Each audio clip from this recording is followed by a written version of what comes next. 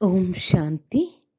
இன்று அறிவோமா ஆன்மீக பகுதியில் தியானத்தில் செய்ய வேண்டிய மற்றும் செய்யக்கூடாத 10 விஷயங்களை பற்றி பாகம் 1 பார்க்கலாம்.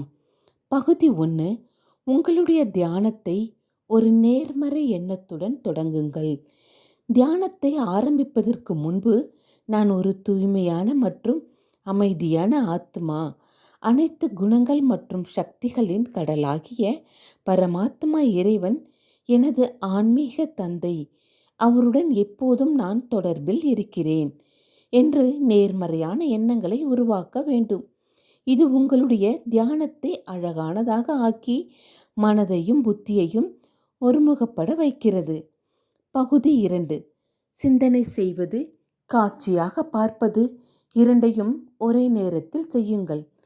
தியானத்தின் மிக முக்கியமான ஒரு கொள்கை என்னவென்றால், ஆத்மா மற்றும் இறைவனை பற்றிய ஆன்மீக ஞானத்தின் சக்திசாலியான மேலும் நேர்மறையான எண்ணங்களை உருவாக்க வேண்டும்.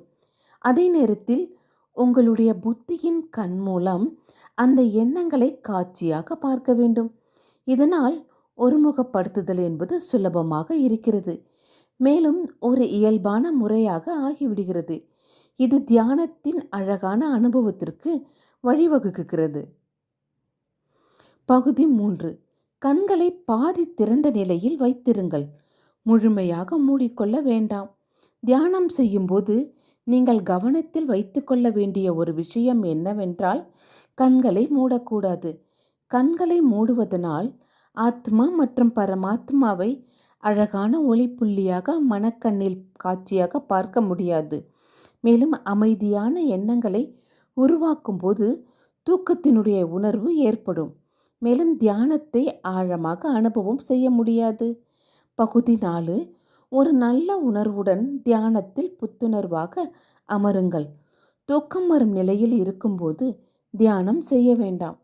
இறைவனுடன் தொடர்பு வைக்க வேண்டும் என்கின்ற சக்திசாலியான லட்சியம் இல்லாமல் தியானத்தில் அமர வேண்டாம். எனவே தியானத்தில் அமரும் முன் உங்களுக்கு பிடித்த ஏதாவது ஒரு வழியில் உங்களை புத்துணர்வு அடைய வைத்துக்கொண்டு நல்ல முறையில் ஒருமுகப்பட வேண்டும் என்கிற உறுதியான எண்ணத்துடன் அமர வேண்டும். மனம் மற்றும் உடலினுடைய புத்துணர்வு வெற்றியை கொண்டு வரும். பகுதி 5. பின்னணியில் மென்மையான மற்றும் நல்ல இசை இசைக்கப்பட வேண்டும். தியானம் செய்யும்போது மனதிற்கு இனிமையான உணர்வை கொடுப்பதற்கான நல்ல வழி என்னவென்றால், மென்மையான மற்றும் நல்ல இசையை பின்னணியில் இசைக்கு விடுவதாகும்.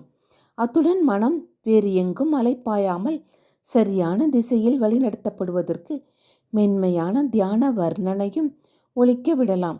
நீங்கள் அமைதியை விரும்பினால் வேறு எதையும் ஒலிக்க விடாதீர்கள். நாளை தொடரும்.